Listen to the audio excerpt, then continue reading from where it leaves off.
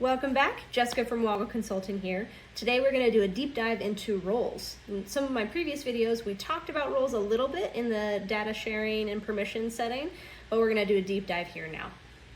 So under your setup gear, we're just going to do this again, under security and control, we're going to go into roles and sharing.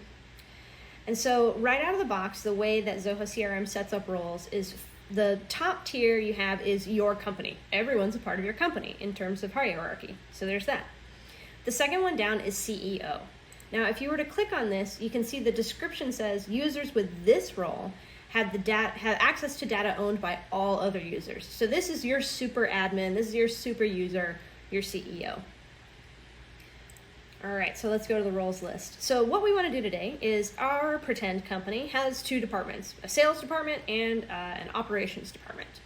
So we are going to start by editing this manager role that's already in there to be a department head. So in this example, we're going to say this is the sales department head. There we go. All right. Now, there are a couple of extra options here that we didn't see when we looked at the CEO. We have a reports to and a share data with peers.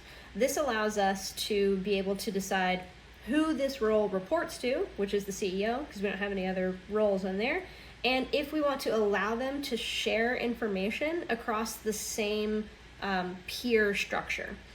Now, this is going to become more evident as we create more roles. So let's save this for now, and we can look at that again later. So we're going to go back to our roles list. Now what we want to do is we want to create a new role that is the same as the sales department head, but it's for a different department. It's the operations department. So we're going to click new role. This is going to be operations department head. Now the operations department head, they directly report to the CEO.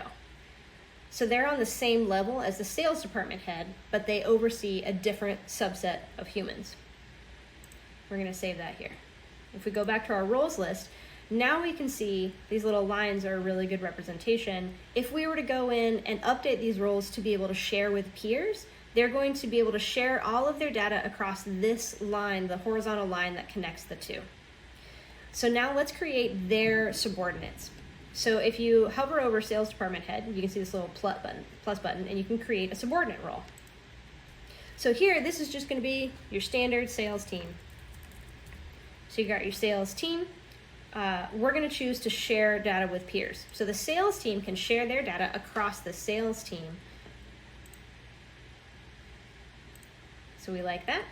And we're going to create an operations team. Operations team. And they're going to be able to share their data with their peers.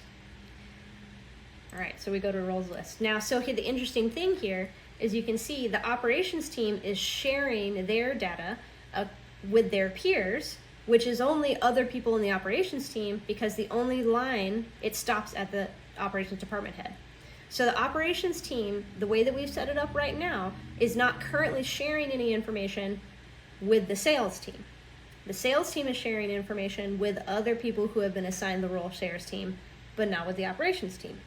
So that is kind of how that roles hierarchy really comes into play, and how you can split out and go ahead and on a high level scale set who can share information with other people.